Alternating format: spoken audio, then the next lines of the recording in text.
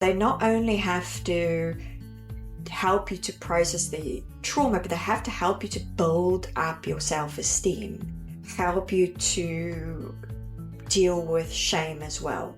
And by doing that, it then enables you, when you go and look at those traumatic memories and emotions, be able to be more capable of dealing with them. Hi, so I'm going to read an excerpt from my diary. If I'm looking down, it's just because I've got my diary and I'm reading from it. 24th of March 2023. You're so stupid. You're so lazy. They don't believe you. They're going to retaliate. You should have done more. They're getting fed up with you. They're going to leave you. I don't feel heard. I feel anger. What is EMDR? EMDR stands for Eye Movement Desensitization and Reprocessing. EMDR is an integrative psychotherapy that is sensory, cognitive, emotional, and somatic in nature. How does EMDR work? Imagine your brain is an island and it's surrounded by the sea. C is trauma, external events, situations that happen that you don't have control over. It's just there, it's unpredictable. Eventually, the sea starts to erode the island in half. You have a person on either side of the island. Now, because the erosion has happened in the middle of the island, this separates the two people. They are unable to communicate with one another. They then can't problem solve, and they can't have a healthy way of communicating. Imagine EMDR as a builder. So the builder comes, he sees the problem between the two islands. He starts brick by brick building a bridge between the two islands so that the people on either side of the island can communicate with one another.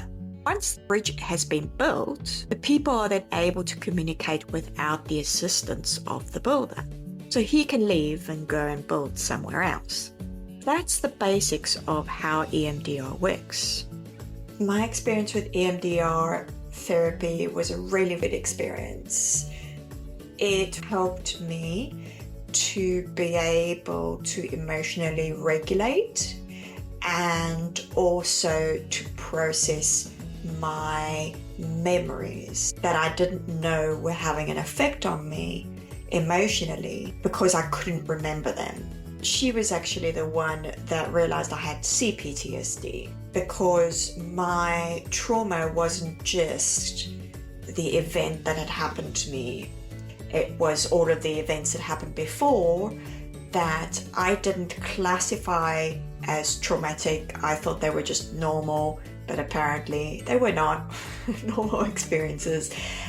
They were trauma. But because I'd grown up in that environment and that had just been my life, I normalized it because that was the only way I could survive. She helped me to unpack that and then used EMDR to help me to look at the emotions that I was feeling around a current situation that was happening and to track it back to an original event that happened. Then we were able to do EMDR on that situation. And when we did EMDR, it helped me to process the emotions around that situation and process the memory and bank it in my subconscious mind. That then had a knock-on effect on all the memories that were associated with that one throughout the years. So the impact of those memories lessened as well. Sometimes she would do it where we would actually go to the specific situation. She would then tell me, okay, picture the situation in your mind. What did it look like? What did it smell like? What did it taste like? What did you hear? Just remember as much as you can about the situation. She would walk me through and help me to guide the emotions towards my logical brain to help me to process that memory. And so the nice thing about EMDR is not only does the therapist help you through this process of processing emotions that are stuck in your body, to remember the memory that's attached to that, and to then process and then put it into your subconscious mind, so you're not as affected. You remember that was a sad or scary situation, but you don't have the feelings associated with that situation because those have all been processed. And as she sort of taught my brain to do that, my brain started to do that more and more itself, which I thought was really interesting. It enabled me to have a tool that I could use in my day-to-day life when I got triggered, but didn't necessarily know why I'd been triggered or what a memory it was attached to. I just feel the emotions of being hypervigilant and triggered. I would start to do the technique on myself. I would start to click my finger, tap my fingers, or to create that process to help myself to then be able to regulate those emotions so that my brain could then process those emotions, and it affected me less as a result. Over time, my triggering lessened because of the process that she was using on me, but not only because she was using it on me, but I was applying it to myself as well. I just processed the emotions in the moment to calm them down enough so that I could cope with the situation. When I next went to my therapy session, we could then explore what had been triggered there.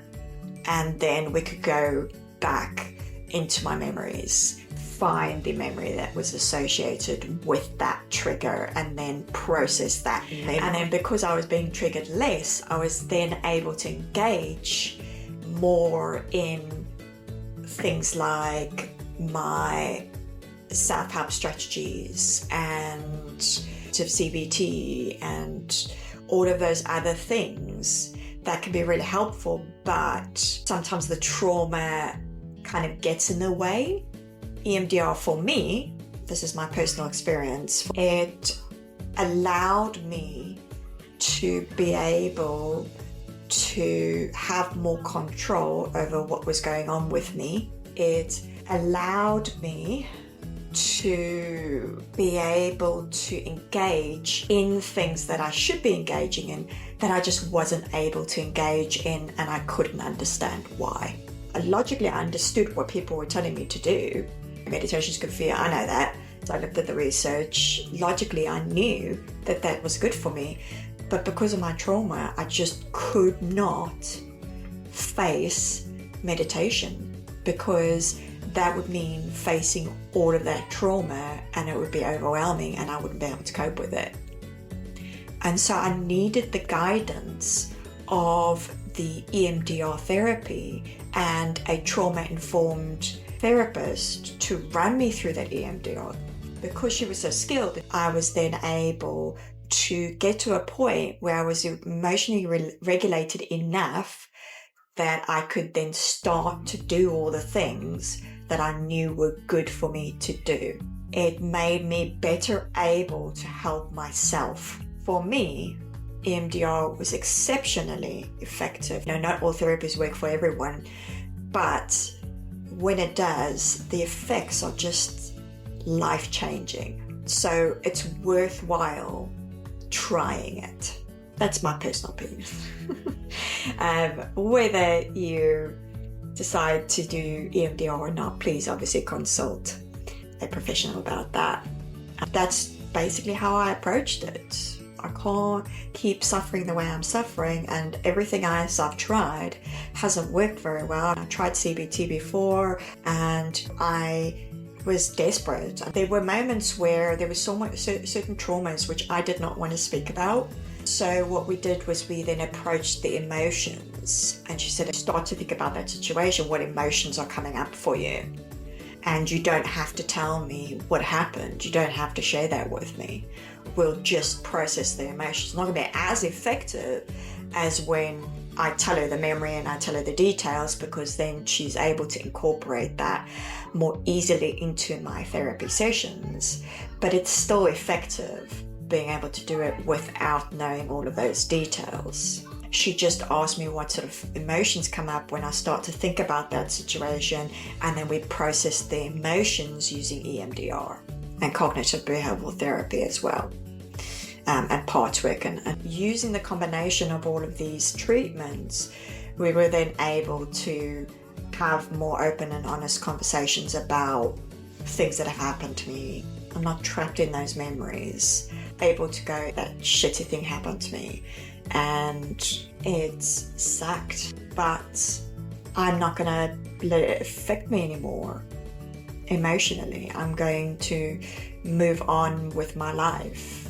And I'm able to do that because I've processed those emotions. So they no longer have control over me. I have more control over myself. That's what EMDR therapy did for me. If I hadn't had EMDR, I wouldn't have been able to bridge that gap. What does the science say?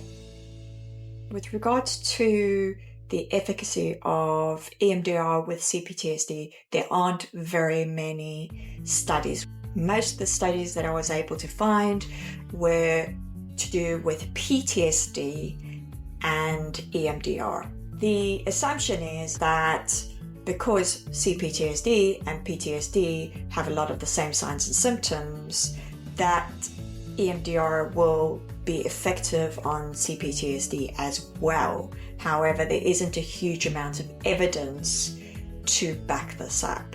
A lot of the studies that mention CPTSD usually have 1 or 2 people in them, 20 or 30, so very small studies. So we really do need much broader study with regards to CPTSD. What I found with regards to the research was that there are 4 key areas.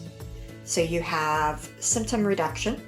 So the stats say between 77 to 90% of people with PTSD have seen a significant decrease in their PTSD signs and symptoms after having received EMDR alongside trauma-based CBT. This helps to reduce the trauma-related symptoms, and it also helps with emotional regulation.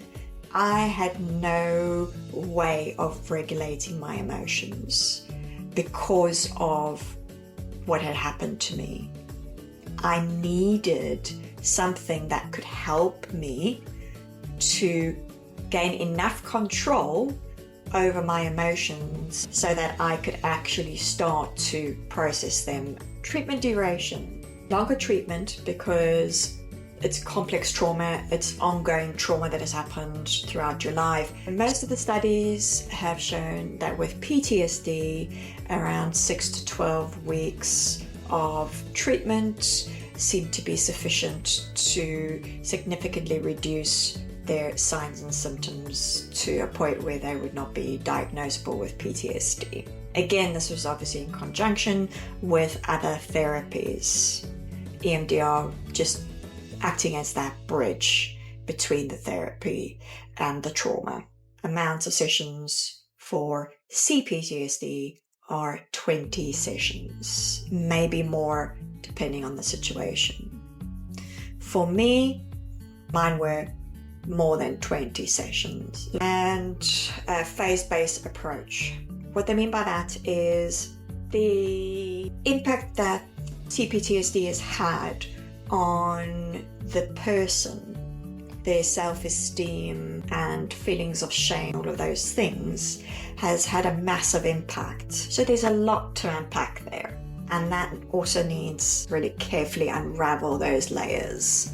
Because if you just try and open everything up, then it's just going to explode and it's going to have a negative impact on the person and they're not going to want to do therapy anymore. But you're delicately opening and peeling away these layers so that you can get to the core of the trauma so that they can then deal with that with you. So it's very important, firstly, to have resources available.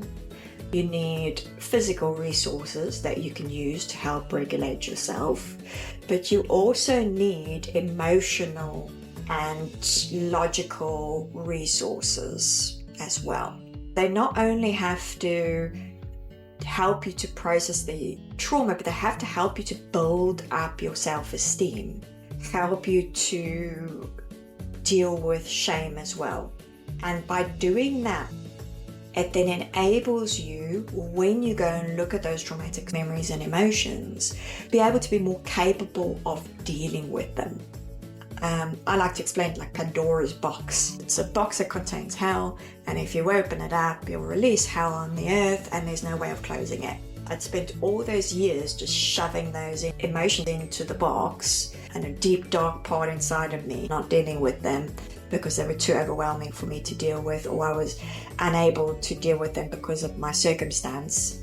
I got to breaking point and opened up Pandora's box, and no matter how much I tried to shove the things back in there to try and not deal with them, I couldn't do anything because they just kept coming out. Because it's Pandora's box. You can't close it once you open it. It's taken me a long time to deal with Pandora's box, and there's still stuff coming out, but I'm better able to deal with it, and I'm also prepared for it. I know that there are still things in there that need to come out, and I know that will take time, but I have the resources to deal with it. And that's important when you have something like complex PTSD. So the phase-based approach, I'm peeling that onion layer by layer, making sure that you have resources available to you so that when those layers are peeled, you can handle it. Research findings. Current research have been very positive with regards to EMDR. Most research studies have found it to be an effective process when dealing with PTSD.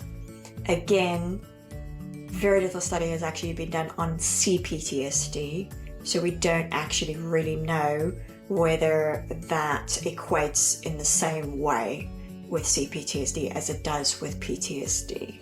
The assumption is because a person with c-PTSD has the PTSD signs and symptoms, that EMDR can help to reduce the symptoms in the c-PTSD, therefore making them better able to then manage. But again, there needs to be a lot more study with regards to that, so watch this space. It'll be interesting to find that out. There have been comparative studies, EMDR and other therapies. Most of the time, EMDR has been proven to be effective when used with appropriate other therapies and medication. A lot of the research agrees that with c-PTSD, it needs to be a really tailored approach when doing treatments like EMDR or any other treatment for that fact. Because it's a complex disorder, it needs a really tailored approach to the individual. EMDR is just a resource that can help in that. It's an effective resource, but it does need to be used in conjunction with other things. It's not on its own going to solve the complex trauma. They need other things. They need healthy diet, you need sleep, you need friends, family support networks, you need psychoeducation to learn about your disorder and be able to better understand what's happening to you so that you can then manage it. They've also said that they need to have a focus on their attachments when tailoring approaches to them, because those attachments, the relationships that we have to people in our lives who have traumatized us, can be a barrier towards the treatment being effective on us. Considerations and challenges. There is very little research out there specifically about c-PTSD with regards to EMDR and the effectiveness of it. World Health Organization and the NHS have accepted CPTSD as a diagnosable disorder. Unfortunately, the DSM-5 does not acknowledge CPTSD as a diagnosis, but it does acknowledge PTSD. That is still a barrier that is being faced, and so people who have CPTSD aren't getting access to the right type of EMDR, which then makes it less effective on them. And make sure that you do have a trauma-informed therapist who does EMDR on you, because it's something that should not be done by somebody who has very little or no experience with trauma. It needs to be somebody who really understands trauma, because they know how to use it with the delicacy that it needs to be used to treat CPTSD.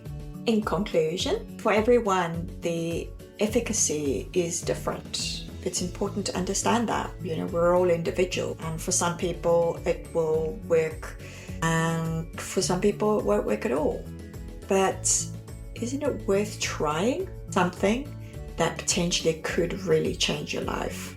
The newer version of EMDR does not always require the person to talk about the details of the trauma. They can use other ways, so emotions for instance, to work with in order to help you to process that memory. In my next therapy session, I did feel comfortable enough to be able to talk about that traumatic situation. I feel like I wouldn't have been able to do that if we hadn't done EMDR the previous session on those emotions. And then because I was able to talk about it, I was then able to process it even more. Again, you don't have to talk about the details with your therapist.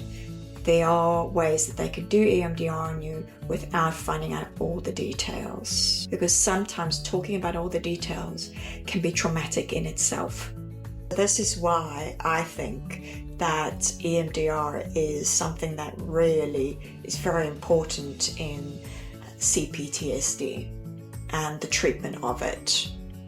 Because of its efficacy in dealing with the signs and symptoms of PTSD, EMDR has been recommended to be used for physical conditions as well. There's still a lot of research that needs to be done into CPTSD, and so hopefully in the future we will know more. I'm really excited actually to see what happens, so watch this space. I hope that this episode was helpful, and thank you to the person who requested this episode. Please like or subscribe or click the bell notification, and that will notify you when another episode is available. So if you do want to support me in this process and make me able to do more videos, then please do sign on to Patreon. Look below. Hope you've enjoyed the episode. Bye now.